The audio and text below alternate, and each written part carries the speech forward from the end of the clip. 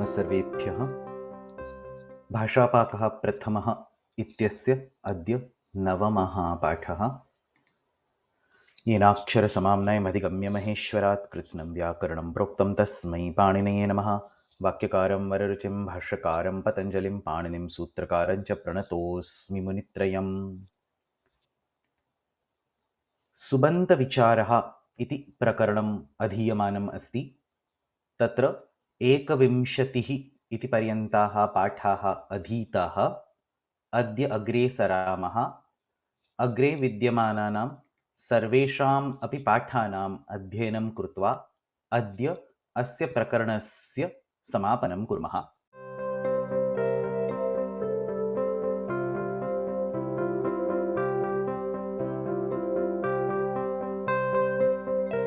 भाषापाकः प्रथमः इत्यस्मिन् पुस्तके विद्यमानः 22 पाठः एक इति शब्दस्य भिन्नान् अर्थान् स्पष्टीकरोति।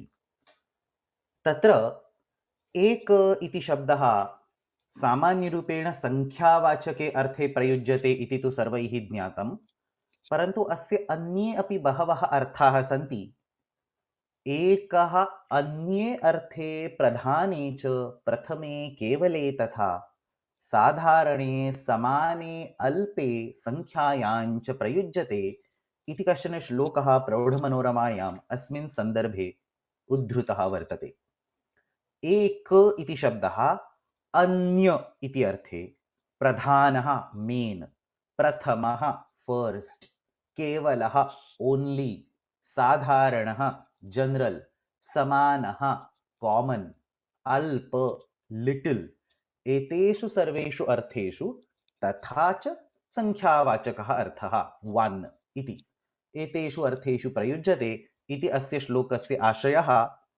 एतेषु सर्वेषु अपि अर्थेषु एक इति शब्दस्य सर्वनाम इति संज्ञा संस्कृते भवति। So sarvanama is not necessarily only pronouns. Some other words are also called sarvanama. तत्र एक इति शब्दस्य अपि सर्वनाम इति संज्ञा भवति। तत्र संख्यावाचके अर्थे एक इति शब्दः नित्यम् एकवचने एव प्रयुज्यते, परन्तु अन्येषु अर्थेषु साधारणः, समानः, अल्पः एतेषु अर्थेषु त्रिषु अपि वचनेषु अस्य रूपाणि सम्भवन्ति। अतः सर्वः, सर्वौ, सर्वे इति सदृशमेव एकः, एकौ, एके इति सर्वाणि अपि त्रिषु अपि वचनेषु रूपाणि भवितुम् अर्हन्ति। तत्र अयं सर्वनामसंज्ञकः शब्दः अस्ति, अतः कानिचन विशिष्टानि रूपाणि सन्ति। पुल्लिङ्गे प्रथमा बहुवचनम् एके इति भवति, चतुर्थी एकवचनं सर्वस्मै, तस्मै, यस्मै इति सदृशम् एकस्मै इति भवति। एकस्मात् इति पंचमी एकवचनम्, एकेषाम् इति षष्ठी बहुवचनम्, एकस्मिन् इति सप्तमी एकवचनम्। स्त्रीलिङ्गे अपि एकस्यै, एकस्याः, एकासां, so तासां, यासां, सर्वासां, similar to that एकासां, तथा च सप्तमी एकवचनम् एकस्यां। नपुंसकलिङ्गे अपि पुल्लिङ्गसदृशानि एव रूपाणि सन्ति। अतः संख्यावाचके अर्थे एकः छात्रः इति उच्यते। तत्र बहुवचनं न सम्भवति, द्विवचनमपि न सम्भवति, परन्तु अन्येषु अर्थेषु यथा साधारण, जनरल, समान, अल्प इति यदि अर्थः स्वीकर्तव्यः तर्हि तत्र एके छात्राः इत्युक्ते द जनरल स्टूडेंट्स, कश्चन विशेषः अन्ये एके छात्राः इति वक्तुम् अवश्यं शक्यते। परन्तु तत्र पुल्लिङ्गस्य प्रथमा बहुवचनम् एके इति भवति, चतुर्थी एकवचनम् एकस्मै इति भवति, एकाय इति न भवति। एतादृशं तत्र कश्चन रूपभेदः अस्ति इति अवश्यं स्मर्तव्यम्। तदनन्तरम् अस्मिन् पाठे एक इति शब्दात् सिद्धौ द्वौ बहुप्रसिद्धशब्दौ अनेक तथा नैक इत्येतयोः विषये किञ्चित् विवरणं दीयते। तत्र पूर्वम् अपि न इत्यस्य अध्ययनसमये भाषापाकस्य वर्गे एव अस्माभिः अधीतम्। अनेक इति शब्दः एक इति शब्दात् नय समासं कृत्वा सिद्ध्यति। नय प्लस एक अनेक इति भवितुमर्हति। अयं तत्पुरुषसमासः न एकः अनेकः इति तत्र आशयः। नैक इति शब्दः न इति भिन्नम् अव्ययं तेन सह एक इत्यस्य समासं कृत्वा सिद्ध्यति। अयं विषयः अपि दृष्टपूर्वः। न प्लस एक नैक अत्रापि तत्पुरुषसमासः भवति। एतत् सर्वं तु दृष्टम्। इदानीं कश्चन नूतनः विषयः। तत्पुरुषसमासः उत्तरपदार्थप्रधानः अस्ति। इत्युक्ते तत्पुरुषसमासेन यस्य पदार्थस्य निर्देशः भवति तस्यैव पदार्थस्य निर्देशः उत्तरपदेन अपि भवति। सीतायाः पतिः सीतापतिः इत्यत्र सीतापतिः इत्यनेन यस्य निर्देशः भवति तस्यैव निर्देशः पति इत्यनेन अपि भवितुम् अर्हति। Obviously the person is different. Patihi would mean a general husband. Sitapatihi, we are talking about a specific husband. परंतु निर्देशः समानः अस्ति. Sita is not playing a primary role in सीतापतिः, but पतिः is playing a primary role in सीतापतिः. सीतापतिः गच्छति इति वदामश्चेत् पतिः गच्छति इति अर्थः भवति. सीता गच्छति इति अर्थः न भवति. अतः तत्पुरुषसमासः उत्तरपदार्थप्रधानः. अतएव, and this is important, एक इति शब्दस्य सर्वनामसंज्ञा अनेक शब्दस्य विषये अपि भवति, नैक शब्दस्य विषये अपि भवति. अतः अनेक इति शब्दः अपि सर्वनामसंज्ञकः, नैक इति शब्दः अपि सर्वनामसंज्ञकः.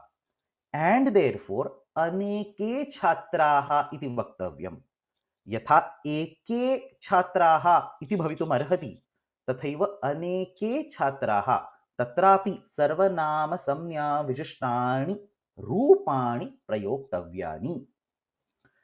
अयं संख्यावाचकः एक इति शब्दः नित्यम् एकवचने वर्तते.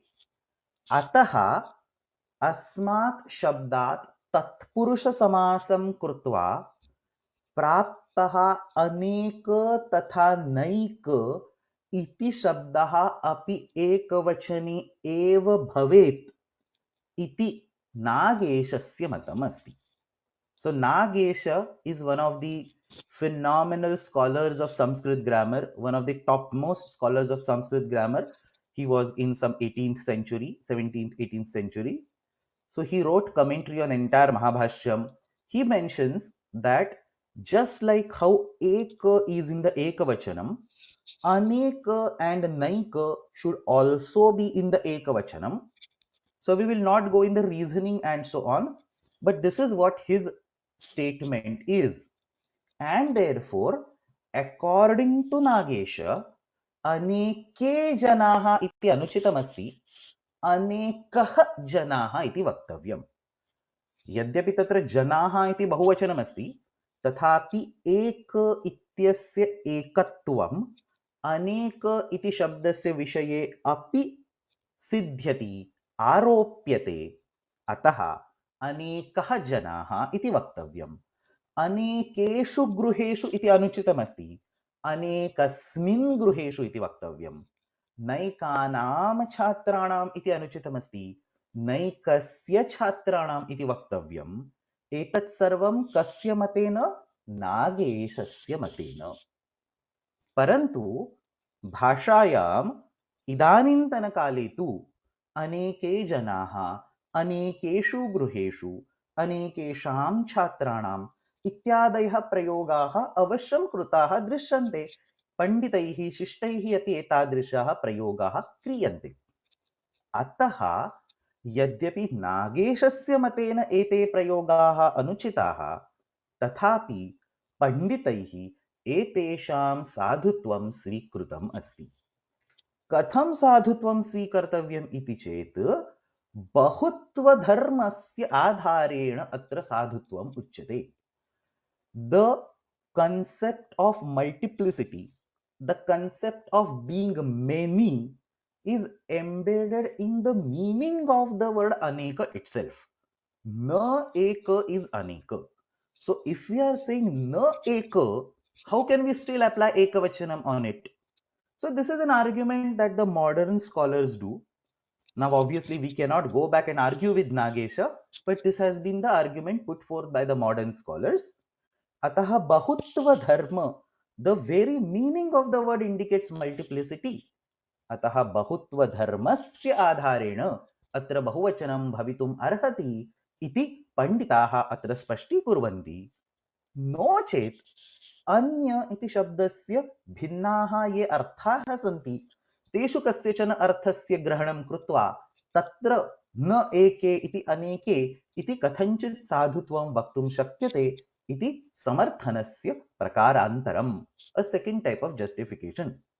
So in one of the advanced Bhashapaka books, I think Bhashapaka 2 or 3, in one of those books, there is a separate lesson on this particular opinion of Nagesha and what is this Bahutva Dharma and how it can be used to, create a separate argument and so on. But those are all advanced topics. Anybody who is interested, I've already taught that. You can take a look at one of the videos available. But for now, this much is sufficient that बहुत्वधर्मस्य आधारेण अत्र बहुवचनं भवितुम् अर्हति। तत्र नागेशः भवेत् नो चेत् आधुनिकाः पण्डिताः भवेयुः। उभयोः मते कुत्र भेदः अस्ति इति चेत् whether you should use अनेके जनाः और अनेकः जनाः, अत्र भेदः अस्ति। अनेकाः जनाः इति तु सर्वथा असाधु. So anekaha is outrightly a wrong word. If you do ekavachanam, it will be anekaha. If you do bahuvachanam, it will be aneke. But there is no anekaha in pullinga. Ataha anekaha janaha or naikanam jananam iti prayogaha tu asadhu eva. Yataha tatra aneka shabdasya naika shabdasya cha sarvanama samnya avashyam asti. The argument is not on the sarvanama samnya. The argument is only on ekavachanam versus bahuvachanam. As long as the sarvanama samnya is there, aneke is definitely the right form in bahuvachanam. Anekaha iti rupam na bhavitum arhati. तदनन्तरम् अस्मिन् पाठे एव अग्रे इतर other इति शब्दस्य विषये किञ्चित् उक्तमस्ति. इतर इति शब्दः अपि सर्वनामसंज्ञकः अस्ति. अतः अस्य विशिष्टानि रूपाणि पुल्लिङ्गे, स्त्रीलिङ्गे, नपुंसकलिङ्गे अपि सन्ति. एकशब्दसदृशः एव तत्पुरुषसमासे इतर इति शब्दः उत्तरपदरूपेण प्रयुज्यते चेत् सर्वनामसंज्ञा अवश्यं भवति, सा न अपगच्छति.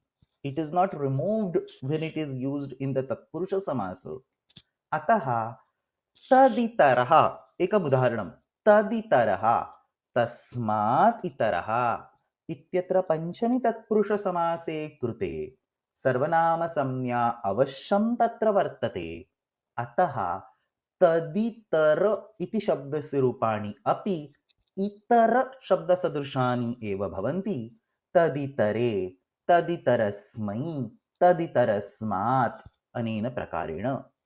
अतः तदितराः, तदितराय, तदितराणाम् एतादृशानि रूपाणि असाधु सन्ति, अनुचितानि सन्ति. अन्ते कश्चन विशेषः विषयः तत्पुरुषसमासस्य विषये सर्वनामसंज्ञा न अपगच्छति, इट इज नॉट रिमूव्ड इति अस्माभिः इदानीं दृष्टं. परन्तु द्वन्द्वसमासस्य विषये सर्वनामसंज्ञा अवश्यम् अपगच्छति. When a sarvanamasanyaka word is used in the dvandva samasa, the resultant samastapada is not a sarvanama. द्वन्द्वे च इति तत्र सूत्रमस्ति. न इत्यस्य अनुवृत्तिः भवति. अतः द्वन्द्वे सर्वनाम न इति सम्पूर्णं सूत्रं. यत्र सर्वनामसंज्ञकशब्दः द्वन्द्वसमासे प्रयुज्यते तत्र समस्तपदं सर्वनामसंज्ञकं नैव भवति. अतः वर्णाः च आश्रमाः च इतरे च. If you want to make a samasa like this is a dvandva samasa similar to Ramah cha Lakshmanah cha Bharatah cha and so on. अतः अत्र द्वन्द्व समासं कृत्वा वर्णाश्रमेतर इति यत् समस्तपदं सिद्ध्यति तत् सर्वनाम सम्यकं नास्ति. इतर is still at the end. Stand alone इतर is definitely सर्वनाम सम्यक, परंतु समस्तपदं कृत्वा वर्णाश्रमेतर इति सिद्धः शब्दः सर्वनाम सम्यकः नास्ति. अतः तत्र वर्णाश्रमेतराः रामशब्दसदृशं रूपं भवति. सो इतर इत्यस्य इतरे इति भवति. वर्णाश्रमेतर इत्यस्य वर्णाश्रमेतराः इति भवति. अनेनैव प्रकारेण षष्ठी बहुवचने वर्णाश्रमेतराणाम् इति भवति. याज्ञवल्क्यस्मृतौ वर्णाश्रमेतराणां नो ब्रूहि धर्मान् अशेषतः इति प्रयोगः दृश्यते. अनेन प्रकारेण अत्र अस्मिन् पाठे एक, अनेक, नैक तथा च इतर इति सर्वेषाम् अपि शब्दानां वर्णनं कृत्वा तेषां रूपाणि कथं भवन्ति, समासे सर्वनामसंज्ञा कुत्र अस्ति कुत्र नास्ति इति सर्वस्य चर्चा कृता वर्तते. अत्रैव भाषापाकः प्रथमः इत्यस्मिन् पुस्तके विद्यमानः 22 पाठः समाप्तः.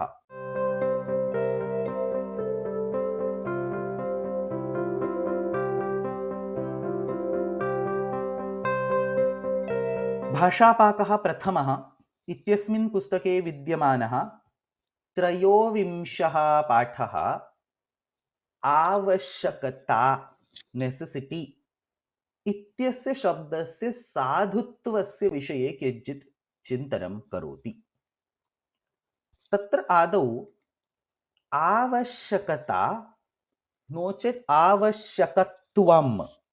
सो अत्र ता इति प्रत्ययः अस्ति, अत्र त्वम् इति प्रत्ययः अस्ति. एतौ शब्दौ अनुचितौ स्तः. These are not the valid words in Sanskrit इति केचन वैयाकरणाः वदन्ति. किमर्थम् एतयोः अनौचित्यम् उच्यते इति चेत् ते किं वदन्ति, अवश्यम् इति मूलः शब्दः इदम् अव्ययमस्ति. अस्मात् शब्दात् द्वन्द्वमनोज्ञादिभ्यश्च इति सूत्रेण वुञ् इति कश्चन प्रत्ययः विधीयते. कस्मिन् अर्थे विधीयते? भावार्थे विधीयते. सो अवश्यम इज एन अव्यय, तस्य भावः. सो यू डोंट से अवश्यस्य भावः because avashyam is an avyaya. You cannot say avashyasya. So you simply say avashyam bhavah. So avashyam bhavati iti bhavah, no chet avashyam bhavah. Tatra the concept or the feeling of being avashyam, tatra avashyam ityasmat vuya pratyay कृते आवश्यकम इति शब्दः सिद्ध्यति. अनेन प्रकारेण आवश्यकम इति शब्दः स्वयमेव भावप्रत्ययान्त शब्दः अस्ति. एकवारं तत्र भावार्थकः प्रत्ययः भवति चेत् पुनरेकवारं द्वितीयः भावार्थकः प्रत्ययः तत्र नैव प्रयोक्तव्यः. So this was also discussed in one of the Bhashapaka classes. Now I have taught all three, so I don't remember whether it was 1, 2 or 3. But this particular bullet, there is a separate chapter on it. So this is actually obvious. Shuklata iti vaktum shakyate. So you can add a ta pratyaya. Shuklatvam iti vaktum shakyate. So there is a tva pratyaya. But you don't say shuklatatvam or you don't say shuklatvata. So ekaha eva tatra bhavarthakah pratyayah bhavet. अतः आवश्यकम् इत्यत्र स्वयं वुञ् इति भावार्थकः प्रत्ययः अस्ति. तर्हि तत्र पुनरेकवारं त्व इति भावार्थकः प्रत्ययः, ता इति द्वितीयः भावार्थकः प्रत्ययः इति नैव भवितुम् अर्हति. अतः आवश्यकत्वम्, आवश्यकता इति शब्दौ अनुचितौ इति एतेषां वैयाकरणानां मतं. चारुदेवशास्त्रिणः अपि स्वस्य पुस्तके आवश्यकता शब्दः असाधु इति किञ्चित् प्रतिपादयन्ति. So some references there in the book. So far so good. परन्तु तत्र प्रयोगाः कथं सन्ति इति किञ्चित् अस्माभिः द्रष्टव्यम्. Because प्रयोगा is at the base of the whole व्याकरण. अतः प्रयोगाः कथं सन्ति इति पश्यामश्चेत् आवश्यक इति शब्दः धर्मिपरत्वेन इत्युक्ते पदार्थस्य विशेषणरूपेण बहुत्र प्रयुक्तः दृश्यते. So if avashyaka word, as per the derivation over here, if it is a bhava pratyayanta word like avashyakam, always in the napumsakalinga, then one cannot use it as a visheshanam, because a padartha cannot be characterized by a visheshana called avashyakam. Please understand this. This is a subtle point. Gudaha madhuraha asti. This is simple to understand because madhura is not a bhava. But if you add the bhava vachaka pratyaya on the top of it and say madhurata or madhuryam or madhuratvam, then you cannot have a visheshana visheshya bhava with guda. Gudaha madhurata asti is not an acceptable sentence. Gudaha madhuraha asti, gude madhurata asti. So as soon as a bhavavachaka pratyaya gets used, one must use a saptami on the first word. The visheshana visheshya bhava can no more hold true. Gudaha madhuraha asti ityatra visheshana visheshya bhavaha. Gude madhurata asti ityatra adharadheya bhavaha asti. Gudaha madhurata asti iti vaktum na shakyate. Anenaiva prakarena, if the word avashyaka is indeed a bhavavachaka word, then you cannot use statements like phalam avashyakam, granthaha avashyakaha. You cannot use the statements like this. You will be forced to use the statement like granthe avashyakam asti, which God knows it's not even a popular sentence. Ataha आवश्यक इति शब्दः भाषायां पदार्थस्य विशेषणरूपेण अवश्यं प्रयुक्तः दृश्यते.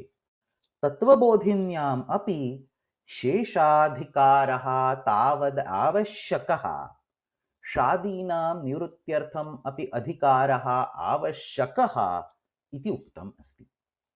भाववाचकः आवश्यक इति शब्दः केवलं नपुंसके एव. माधुर्यम् इति नपुंसके एव भवति. मधुरत्वम् इति नपुंसके एव भवति. अनेन प्रकारेण आवश्यकम् इति नपुंसके एव भवति. सः विशेषणरूपेण नैव प्रयोक्तुं शक्यते.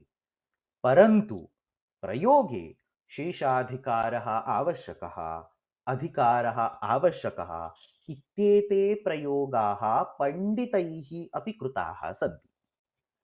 यदि एतेषु सर्वेषु प्रयोगेषु आवश्यक इति शब्दः भाववाचकः स्यात्, तर्हि अत्र वाक्यरचनायां दोषः उत्पद्येत.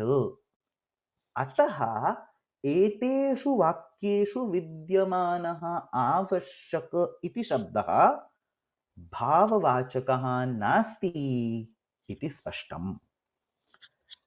कीदृशः अस्ति इति अनन्तरं पश्यामः. परन्तु पूर्वं यत्किमपि अस्माभिः दृष्टम्, आवश्यकम् इति शब्दः भावप्रत्ययान्तशब्दः अस्ति. तस्मात् पुनः त्व ता इति प्रत्ययौ न भवतः. अतः आवश्यकत्वम् आवश्यकता इति असमीचीनौ. All this argument was rooted at the very basic assumption that the vuya pratyaya present in the word avashyaka is a bhavartha pratyaya. That itself we are contradicting, or that itself we are questioning right now. अत्र एतेषु उदाहरणेषु विद्यमानः वुय इति प्रत्ययः भाववाचकः प्रत्ययः नास्ति. अतः आवश्यक इति शब्दः भाववाचकः नास्ति। तर्हि तत्र विद्यमानः वुञ इति प्रत्ययः कस्मिन् अर्थे अस्ति इति अवश्यं प्रश्नः उदेति। तस्य उत्तरं वस्तुतः अत्र भाषापाकः प्रथमः इत्यस्य कृते न आवश्यकम्। एकवाक्येन वदामि, तत्र द्वन्द्वमनोज्ञादिभ्यश्च इति सूत्रे एव पूर्वस्मात् सूत्रात् कर्मणि इति पदस्य अनुवृत्तिः क्रियते। कर्म इत्युक्ते क्रिया इति अत्र अर्थः अस्ति। अस्य पदस्य अनुवृत्तिं कृत्वा क्रियानिर्देशार्थं वुञ प्रत्ययः भवति इति तत्र एकं समाधानं दत्तम् अस्ति। अन्यानि अपि समाधानानि वैयाकरणैः वक्तुं शक्यन्ते। अतः अवश्यं क्रिया इति आवश्यकः इति आशयः। तत्र कस्मिन् अर्थे वुञ प्रत्ययः अस्ति इति पृथक् विषयः। भावार्थे वुञ प्रत्ययः नास्ति इति तत्र मुख्यं चिन्तनम्।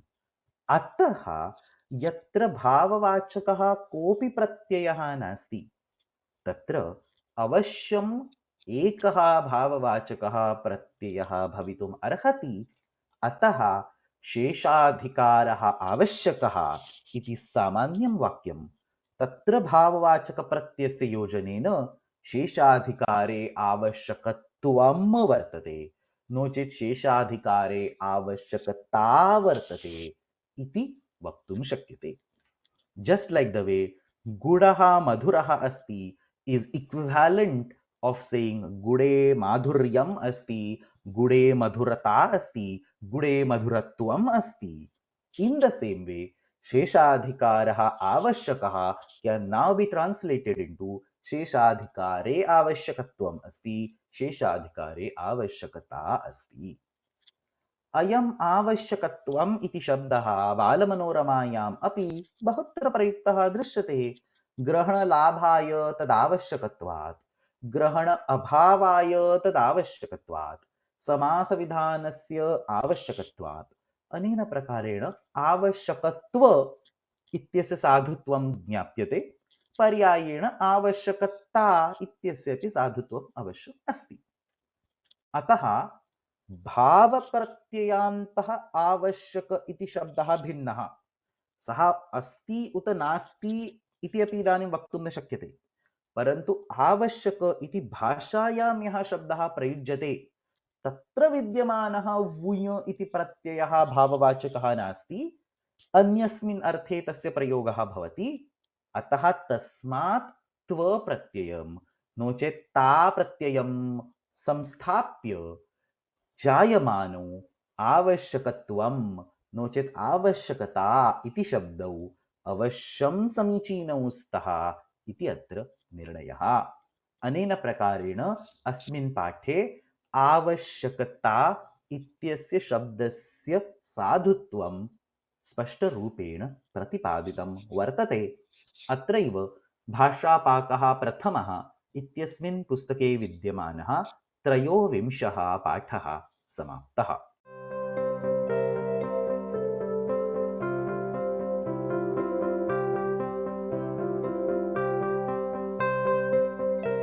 भाषापाकः प्रथमः इत्यस्मिन् पुस्तके विद्यमानः चतुर्विंशः पाठः सर्व इति शब्दस्य प्रयोगस्य विषये किञ्चित् स्पष्टीकरोति।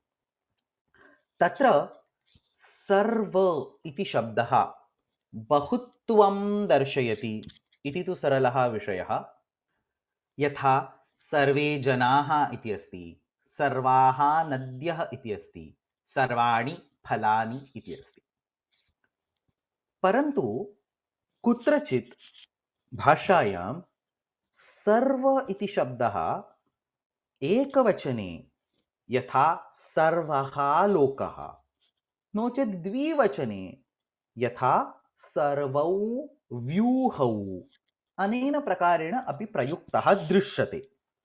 So even if sarva word on the face of it looks like it is a candidate for bahuvachanam, ekavachanasya api prayogaः सन्ति, द्विवचनस्य अपि प्रयोगाः सन्ति.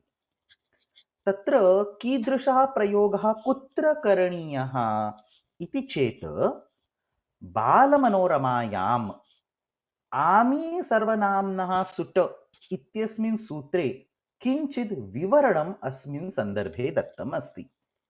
So this entire paragraph I have quoted it from Bala Manorama, which is a commentary on Siddhanta Kaumudi. This paragraph has been quoted verbatim in your Bhasha Paka book. Therefore, let's go over this paragraph line by line and I'll try to explain what each of the line over here means. Tatra ashayah etadrishah. When you say sarve janaha, you are actually looking at many people forming a single group. Tatra यदि जनाः अस्माभिः पृथक् रूपेण चिन्त्यते, this is the first person, this is the second person, this is the third person, and so on. If you are counting them or if you are looking at them as a separate entities, then you use the bahuvachanam and you say sarve janaha. Parantu यदि तत्र एकः समुदायः इति प्रकारेण चिन्तनं क्रियते, तर्हि तत्र अस्य समुदायस्य एकत्वम् अस्ति इति मत्वा सर्वः जनः इति प्रयोगः अपि भवितुम् अर्हति. So we simply change our viewpoint. If we look at it as a single entity consisting of small components, then we use an ekvachanam and we say sarvaha janaha. In this particular usage, sarvaha indicates a group or indicates a single entity which is being discussed. On the other hand, when you want to talk about individual members, obviously there will be many people, so you say sarve janaha. This particular difference is explained in the paragraph over here.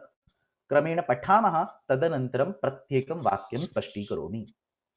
तत्र बालमनोरमायाम् उच्यते, न च सर्वशब्दस्य बहुत्वव्यापकसर्वत्वात्मकधर्मविशेषप्रवृत्तिनिमित्तकत्वात् बहुवचनमेव न्याय्यम् इति वाच्यम्.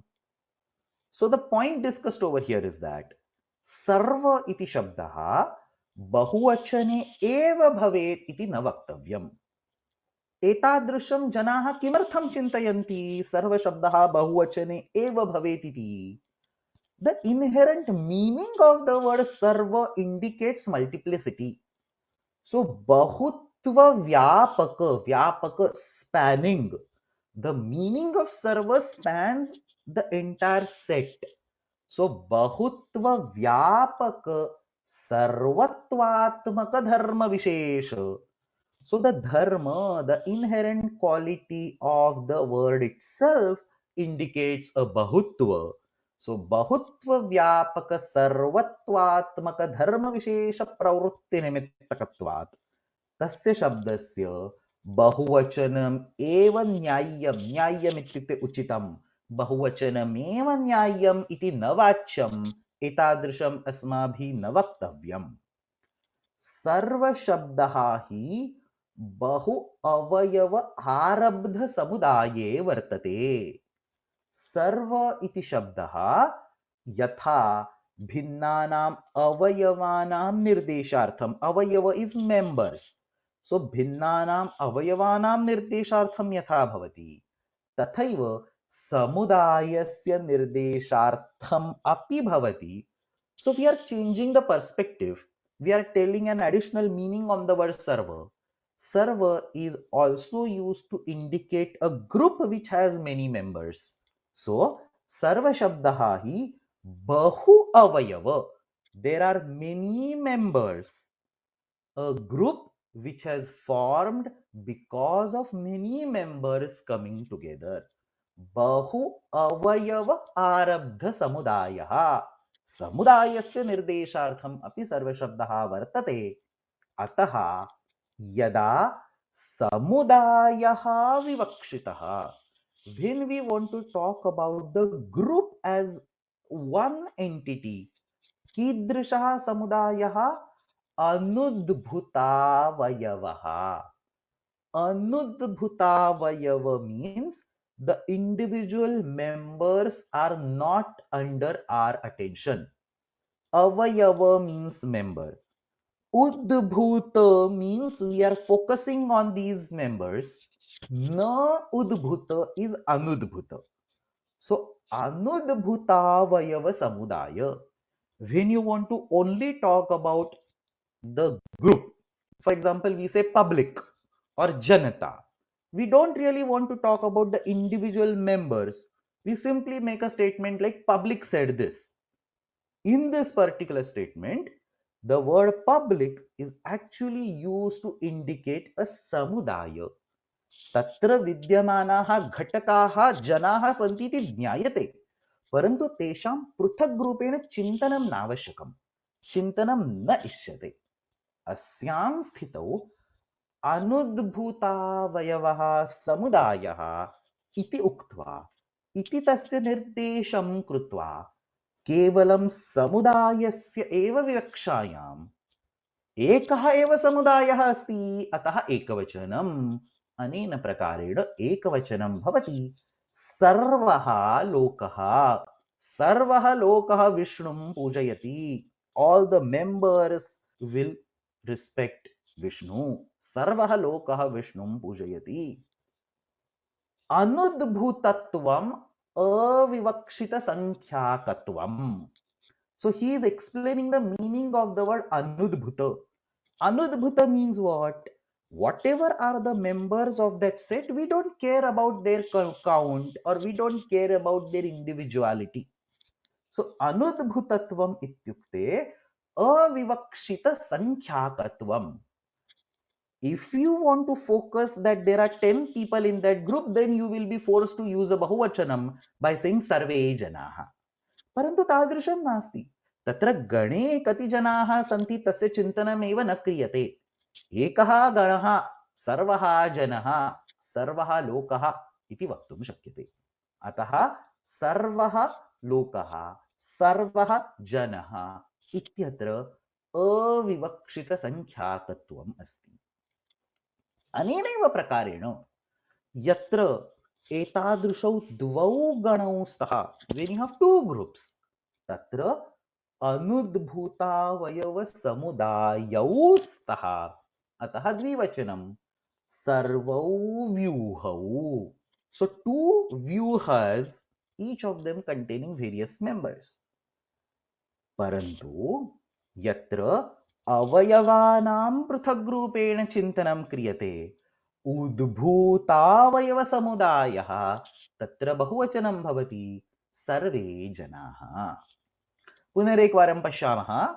सर्व इति शब्दः यत्र समूहस्य एकवचनम् इष्यते तत्र एकवचने प्रयुज्यते। सर्वः लोकः, we are talking about one loka, but we are talking about all the members of that loka. लोके विद्यमाना सर्वेपि घटकाः। एवमेव सर्वः स्वार्थः समीहते, सर्वस्य हृदि ईश्वरः, न हि सर्वः सर्वं जानाति इत्येतेषु सर्वेषु उदाहरणेषु अपि द्रष्टव्यम्। सर्व इति शब्दः परिमाणत्वेन यदा प्रयुज्यते तदापि अयमेव अर्थः, अतः एकवचने प्रयोगः। बालकः सर्वं जलम् अपिबत्, तेन सर्वः वृत्तान्तः श्रावितः। अनेन प्रकारेण यत्र द्वौ समूहौ तत्र सर्वशब्दः द्विवचने, सर्वौ व्यूहौ, द्वौ व्यूहौ तत्र विद्यमानाः सर्वेपि उद्धारः। यत्र उद्भूतावयवः समुदायः, समूहस्य अवयवाः पृथक् रूपेण वक्तव्याः, तत्र सर्वशब्दः बहुवचने भवति सर्वे जनाः। Now one question that might come over here is that when you have one samuha it is ekavachanam, when you have two samuhas there it is dvivachanam. What would happen when you have multiple samuhas? So multiple samuhas, if there are multiple groups, then it is essentially the avayavas are being told separately for a separate samuha. If you have say 10 lokas, then there is a separate samuha of 10 lokas whose members are being told separately, so bahuvachanam bhavitum arhati. So the reason why we don't say aneke samuhaha in the third category is because that kind of statement is redundant. Even if you have 10 groups, that can be considered as 10 avayavas of the bigger group, which means samuhasya avayavaः पृथक् रूपेण उच्यन्ते. अतः सर्वशब्दः बहुवचने यदा प्रयुज्यते तदा अवयवानां निर्देशः भवति इति तत्र मुख्यः विषयः. Avayavas can be themselves samuhas, we don't care about it. अवयवानां पृथक् रूपेण निर्देशः भवति. उद्भूतावयवः समुदायः अस्ति, तत्र बहुवचनं सर्वे जनाः इति उच्यते. अनेन प्रकारेण सर्व इति शब्दः कुत्रचित् एकवचने, कुत्रचित् द्विवचने, कुत्रचित् बहुवचने भवति. प्रत्येकं स्थले तस्य भिन्नः अर्थः अस्ति इति सर्वम् अस्मिन् पाठे विस्तरेण चर्चितं वर्तते. अत्रैव भाषापाकः प्रथमः इत्यस्मिन् पुस्तके विद्यमानः 24 पाठः समाप्तः.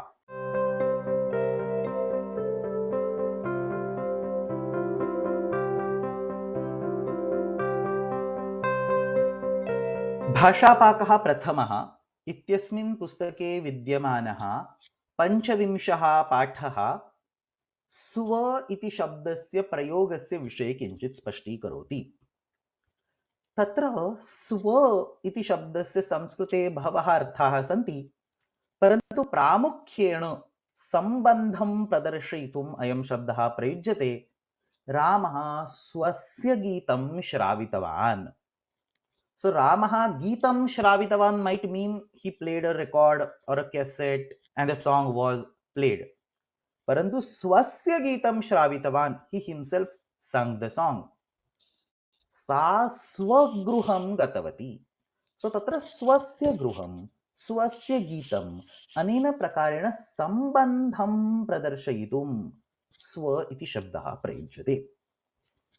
Tatra एतादृशं सम्बन्धं प्रदर्शयितुं स्व इति शब्दः आवश्यकः अस्ति वा इत्यस्मिन् विषये अत्र अस्मिन् पाठे किञ्चित् चिन्तनं कृतमस्ति.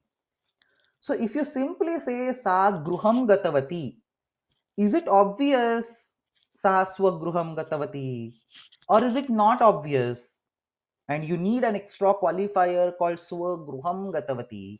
This is the question that has been discussed over here. तत्र पंडितैः कृतं चिन्तनं किमस्ति, चारुदेवशास्त्रिभिः किमुक्तमस्ति इति चेत् यत्र सम्बन्धवाचकाः शब्दाः, the words indicating some kind of human relation, माता, पिता, पुत्र, पति, पत्नी, अग्रज, अनुज, गुरु, शिष्य, स्वसा, श्वश्रुः, श्वशुरः, some kind of human relations, मित्रं नो चेत् गुरुः, शिष्यः अपि भवितुमर्हति. एतादृशाः सम्बन्धवाचकाः शब्दाः यत्र प्रयुज्यन्ते तत्र स्व इति शब्दः वाक्ये न आवश्यकः इति तत्र चारुदेवशास्त्रिभिः उक्तमस्ति. सः किं वदति, पित्रादयः सम्बन्धि शब्दाः तत्र सम्बन्धख्यापकः स्वशब्दः नापेक्षते न च दीयते. When you have sambandhi words, words indicating some kind of human relation like pitru, matru and so on, the swa word is assumed over here. You do not need that word separately. Adding the word does not harm, परंतु पंडितानां तत्र recommendation किमस्ति, तर्हि स्वशब्दः तत्र नावश्यकः. यथा सः पितरं प्रणमति इति वदामश्चेत् सः स्वस्य पितरं प्रणमति इत्येव अर्थः. So there is no ambiguity over there. In सा गृहं गतवती there is ambiguity. Why? Because गृहम् इति शब्दः सम्बन्धवाचकः, ह्यूमन् रिलेशन् वाचकः नास्ति, अतः तत्र स्वगृहम् इति वक्तव्यम्. परन्तु सः पितरं प्रणमति इत्यत्र स्वस्य इति अध्याहृतम् अस्ति. सः पत्नीम् आहूतवान्, सः स्वपत्नीम् आहूतवान् इत्येव आशयः. अनेनैव प्रकारेण सः गुरुं पृच्छति इत्युक्ते स्वगुरुं, शिष्यम् इत्युक्ते स्वशिष्यम्, अग्रजम् इत्युक्ते स्व अग्रजम्, अनुजम् इत्युक्ते स्वानुजम्। अनेन प्रकारेण यत्र सम्बन्धवाचकः शब्दः अस्ति तत्र स्व इति शब्दः अनावश्यकः। कस्यचन अन्यस्य पितरं प्रणमति इति अस्ति चेत् अवश्यं वक्तव्यं, सः देवदत्तस्य पितरं प्रणमति इति अवश्यं वक्तव्यं। परन्तु सः पितरं प्रणमति इत्युक्ते स्वस्य पितरं प्रणमति। एतादृशः सम्बन्धः यत्र स्वयं सिद्धः नास्ति तत्र स्वशब्दः अवश्यं प्रयोक्तव्यः। यथा सः स्वकष्टम् उक्त्वा, it should be ma over here, सः स्वकष्टम् उक्त्वा स्वगृहं गतवान् इत्यत्र स्वगृहं स्वकष्टम् इत्यत्र स्व इति शब्दः अवश्यम् आवश्यकः, अवश्यं प्रयोक्तव्यः। अनेन प्रकारेण अत्र अस्मिन् पाठे स्व इति शब्दः वाक्ये कुत्र प्रयोक्तव्यः, कुत्र च सः त्यक्तुं शक्यते इत्यस्मिन् विषये चिन्तनं कृतमस्ति। अत्र एव भाषापाकः प्रथमः इत्यस्मिन् पुस्तके विद्यमानः 25 पाठः समाप्तः।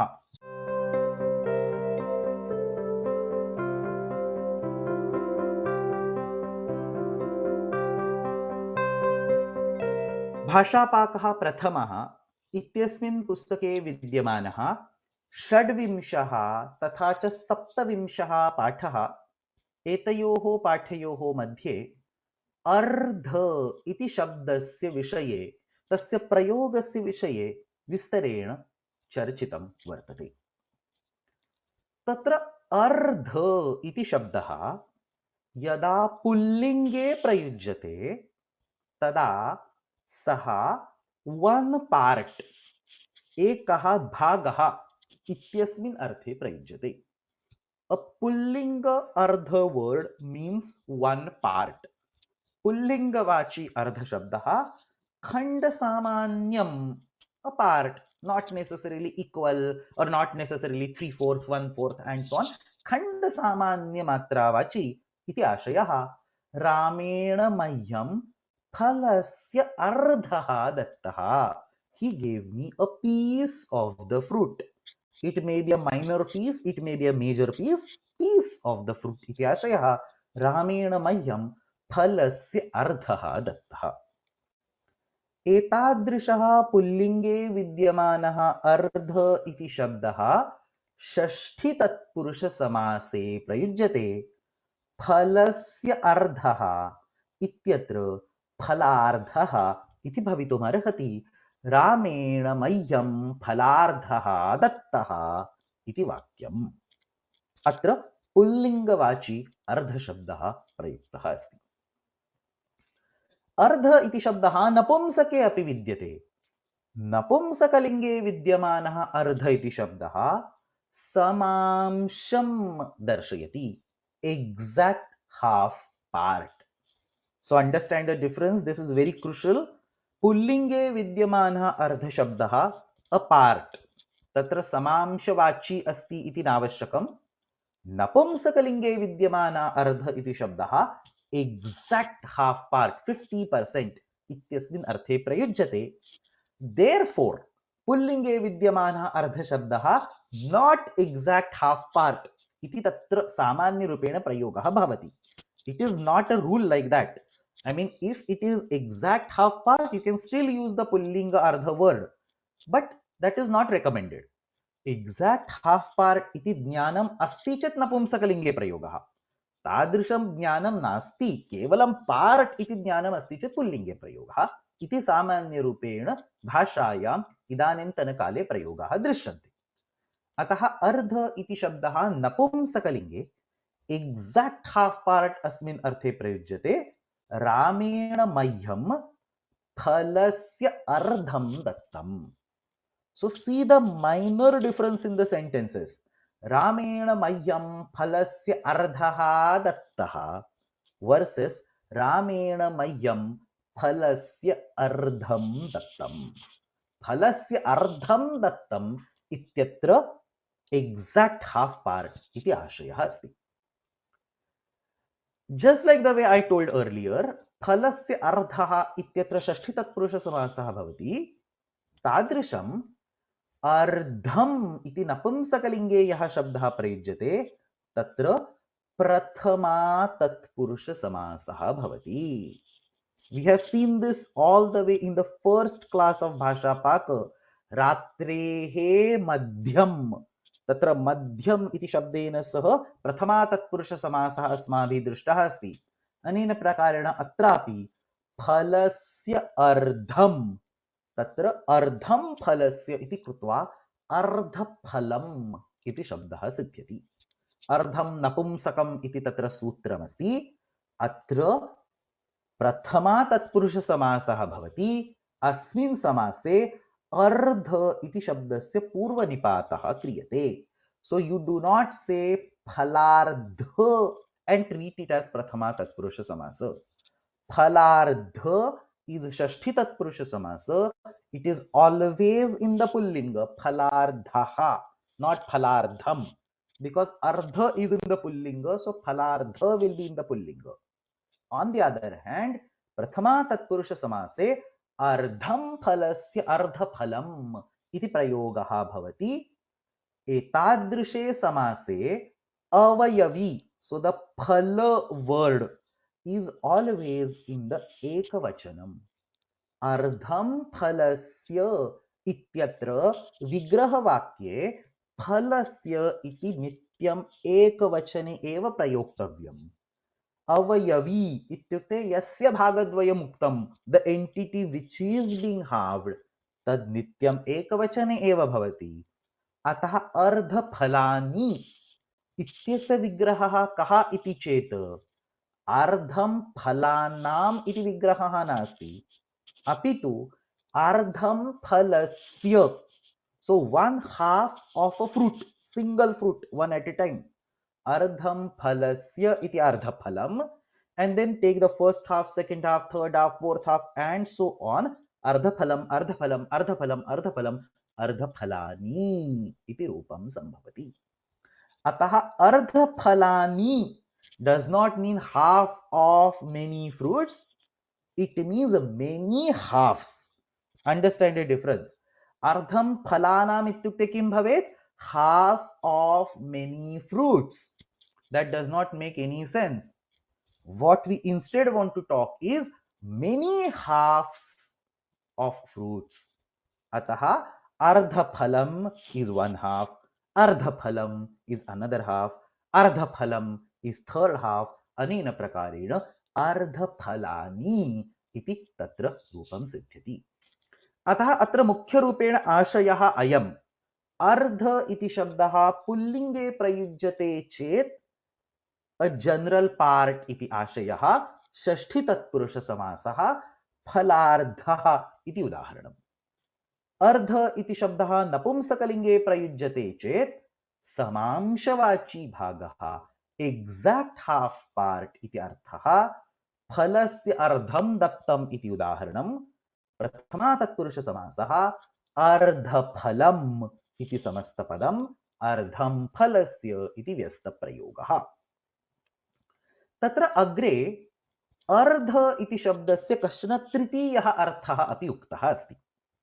अर्ध इति शब्दः एकदेशरूपेण, एकदेश मीन्स अ पार्ट, एकदेशरूपेण प्रयुज्यते. Whether it is pullinga, whether it is napumsakalinga, it is ekadesha. It is used as a part. Ekadesha rupena prayujyate. Napumsakalinge vidyamanaha ekadeshavachakah ardha iti shabdaha यत्र प्रथमा तत्पुरुषे प्रयुज्यते तत्र षष्ठी विभक्तौ अन्यस्य शब्दस्य प्रयोगः भवति. So you say ardham phalasya. You don't say ardham phalam. This is a very crucial point. You say ardham phalasya, half of a fruit. अतः तत्र अवयववाची शब्दः इत्युक्ते यस्य अवयवाः सन्ति तादृशः शब्दः, the one that is being divided, that word is used in the षष्ठी. ardham phalasya.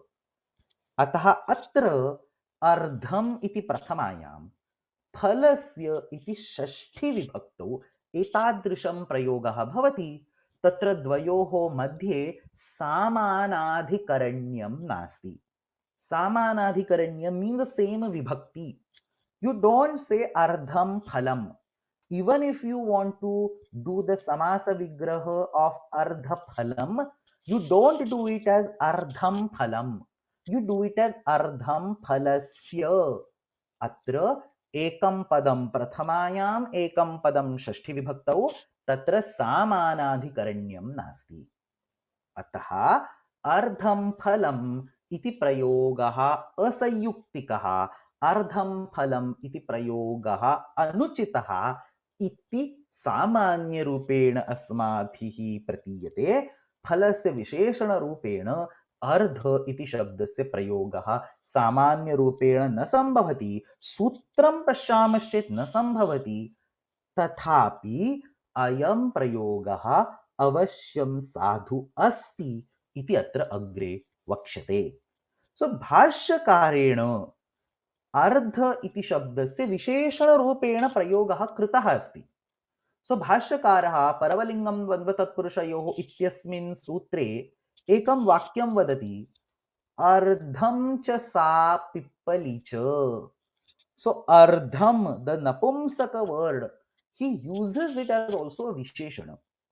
So technically, I will not go in the details, it's not even required, but technically ardha pippali is a prathama tatpurusha samasa and the vigraha should be ardham pippalyaha. Pippali is a small pepper. So ardham pippalyaha iti tatra, one entity in prathama, other entity in shashti, that type of vigraha should be there. परंतु भाष्यकारेण अर्धं च सा पिप्पली च इत्यपि विग्रहः कृतः अस्ति। अस्मिन् प्रयोगे अर्ध इति शब्दः पिप्पली इत्यस्य विशेषणरूपेण प्रयुक्तः अस्ति। Not विशेष्यनिघ्न. It is still नियतलिङ्ग. It is still in the napumsakalinga only. He does not say अर्धा च सा पिप्पली च.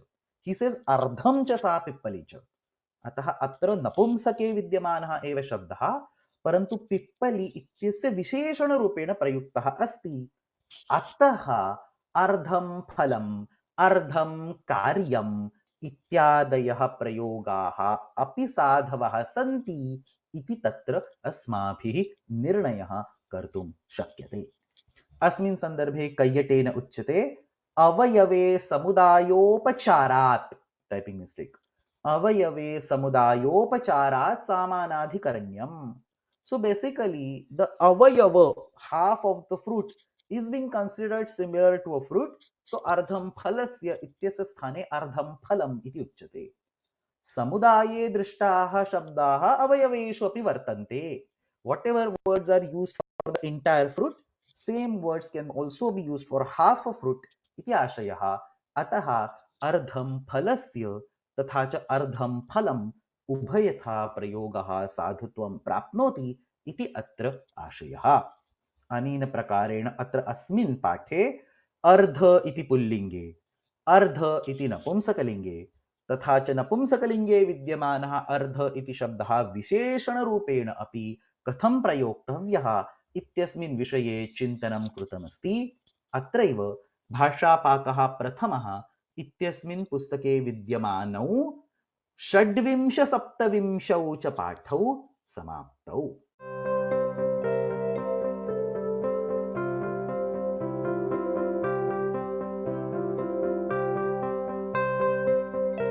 भाषापाकः प्रथमः इत्यस्मिन् पुस्तके विद्यमानः अष्टाविंशः नवविंशः च पाठः भिन्नानां शब्दानां गुणवाचकत्वेन तथा च तद्वद्वाचकत्वेन प्रयोगः कथं भवति इति स्पष्टीकरोति।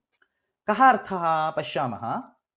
तत्र वर्णवाचकाः शब्दाः, द वर्ड्स इंडिकेटिंग कलर, श्वेत, रक्त, हरित, पीत, नील, शुक्ल, कृष्ण एंड सो ऑन, एते शब्दाः सामान्यरूपेण द्वाभ्यां प्रकाराभ्यां प्रयुज्यन्ते. So you don't understand this very easily because we are extremely used to these kind of usages. But if you think a little bit carefully, you will observe that these words we end up using in two different ways.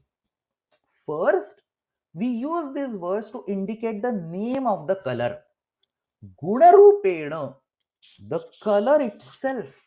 अस्मिन् अर्थे प्रयुक्ताः एते शब्दाः नित्यं पुल्लिङ्गे सन्ति. Remember, even for the Sankhya-vachaka words, we learned Sankhyeya versus Sankhya-na. At that place also, one was very obvious, other was not obvious.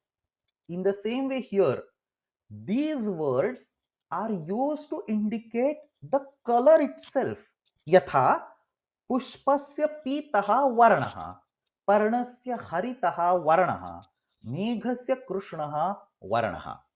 So atra the flower is yellow is not what we are saying. What we are saying is that the color of the flower is yellow. The meaning is same, but the way of expressing is different. The flower is yellow versus the color of the flower is yellow. So पुष्पस्य पीतः इत्यत्र पीत इति शब्दः पुष्पं न दर्शयति अपितु वर्णं दर्शयति. It is indicating a pure quality. एतादृशेषु वाक्येषु वर्णयुक्तस्य पदार्थस्य षष्ठी विभक्त्या प्रयोगः भवति. पुष्पस्य पीतः, पर्णस्य हरितः, मेघस्य कृष्णः. अनेन प्रकारेण. So this is the one way of using these words. A more common way of using these words is to indicate the object having the specified color. Gunavadrupena ityukte tadvadrupena shvetaha hayaha. Atra kimuchyate? The haya itself is shveta. Shveta varnaha iti gunaha yasya asti tadrishaha hayaha. So shveta varna gunavan hayaha. Krishna रात्रिः, Krishna वर्ण गुणवती रात्रिः. नीलम कमलम, नील वर्ण गुणवत Kamalam. Understand the difference. पुष्पस्य पीतः versus Pitam पुष्पम. यत्र विशेषण रूपेण गुणवद् रूपेण एते शब्दाः प्रयुज्यन्ते तत्र एते शब्दाः विशेष्य निघ्नाः सन्ति. त्रिषु अपि लिङ्गेषु तेषां प्रयोगः भवति. परन्तु यत्र एते शब्दाः वर्णरूपेण pure colour without talking about the object गुणरूपेण प्रयुज्यन्ते तत्र ते नित्यं पुल्लिङ्गे भवन्ति. पुष्पस्य पीतः, पर्णस्य हरितः, मेघस्य कृष्णः. अमरकोशे उच्यते गुणे शुक्लादयः पुंसि. If you want to indicate the pure guna, they are in the pullinga. Gunilingastu tadvati. If you want to indicate objects and a visheshana on them, tadvati. Like how the object is. If the object is represented in pullinga, these words will be in pullinga. If the object is in strilinga, these are in the strilinga. Shvetaha hayaha, Krishna ratrihi. And this is not only for varnavachaka shabdas, this is exactly the same thing for rasavachaka shabdas. Madhura, lavana, tikta, amla, katu, kashaya, ete shabdaha api, when they indicate a pure taste, they will be in the pullinga. Sharkarayaha madhuraha. Means what? The sweet taste of the sugar. Marichikayaha tiktaha. कषाय इति शब्दः पुल्लिङ्गे अपि अस्ति, नपुंसकलिङ्गे अपि अस्ति. जम्बुफलानां कषायः, कषायं वा. अनेन प्रकारेण गुणरूपेण प्रयुक्ताः एते नियतलिङ्गशब्दाः गुणवत् रूपेण, when they are used as a visheshana to indicate the object having the specific taste, विशेष्य निघ्नाः. मधुरः गुडः इत्युक्ते मधुरः रसः यत्र वर्तते तादृशः गुडः. मधुरा शर्करा, मधुरं फलम्. अमरकोशे उच्यते तुवरस्तु कषायो स्त्री मधुरो लवणकटुः तिक्तोम्लश्च रसाः पुंसि. So all the rasas are in the pullinga.